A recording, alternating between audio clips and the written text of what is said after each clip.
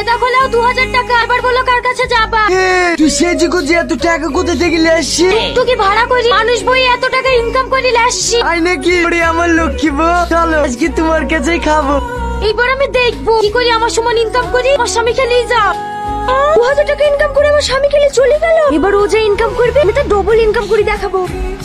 এই টুকটুকি দাঁড়াও। কি গো আমাকে তুই সামনে বসলি যে? আমার টুকটুকির পেছনে বসলে বমি হয়। এই খাসি তুই আমাকে শিখাচ্ছিস টুকটুকির পেছনে বসলে কোনোদিন বমি হয়? হয় না, আজকে একটু বমি বমি করছে। সামনে তো বসলি, পকেটে টাকা আছে তো? 100 টাকা লাগবে, তাহলে দিতে হবে। এই 100 টাকা নেবো বলছে, আমি সামনে আছি। এটা তাড়াতাড়ি পিছনে আয়। অনেকদিন বাদে শ্বশুর বাড়ি যাচ্ছি, তুমি আর এলে আপত্তি করো না। ঠিক আছে লে, বাড়ি কি তোর হবে? এই টুকটুকি দাঁড়াও দাঁড়াও, কি ব্যাপার? সামনে এত ভিড় কেন? তোর কি ব্যাপার রে? আমি 1 সপ্তাহ ধরে লক্ষ্য করে দেখছি, তুই এইদিকে গেলেও যা ওইদিকে গেলেও যা, তুই কি জায়গা ছাড়বি না? ওখানে জায়গা ছাড়বে? ও তো আমার পার্মানেন্ট প্যাসেঞ্জার, আমার কাছে সব সময় থাকবে। সর্বনাশ,